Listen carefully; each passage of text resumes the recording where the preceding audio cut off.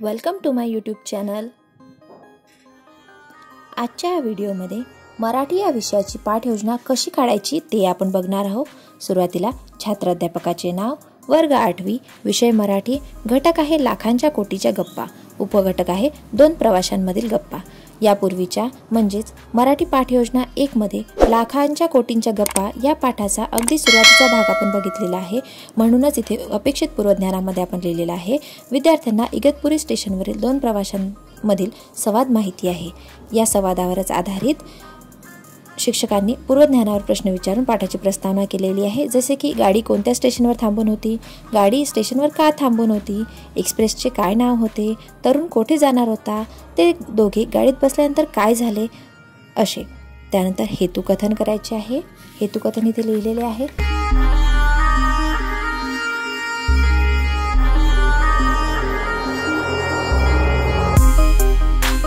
त्यानंतर पाठ्यवस्तू, शिकविण्याचे मुद्दे, उद्दिष्टे व स्पष्टीकरण, शिक्षक कृती, विद्यार्थी कृती, शैक्षणिक साहित्य आणि फलक लेखन।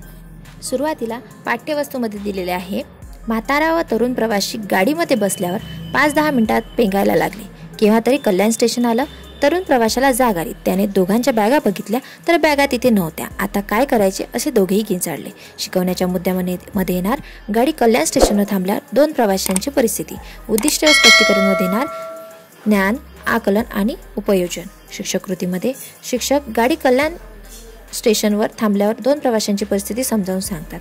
विद्यार्थी कृतीमध्ये येणार, विद्यार्थी समजावून घेतात। शैक्षणिक साहित्य येणार, खडू आणि फलक। फलक लेखनमध्ये येणार, 2 प्रवाशांची परिस्थिती। अशा प्रकारे उर्वरित पाठ्यवस्तू आपण इथे लिहून घ्यायची आहे।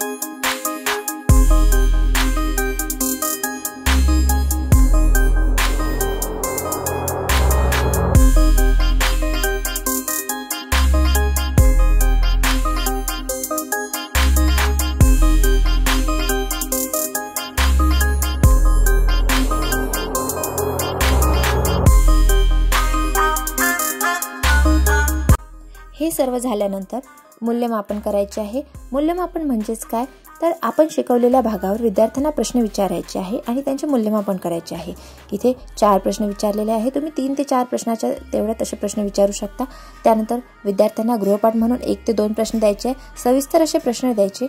त्यानंतर जे आपण काही शिकवलेलं आहे ते सर्व, जे काही फलक लेखनात आपण करू ते सर्व फलक लेखन इथे शेवटी लिहायचे आहे।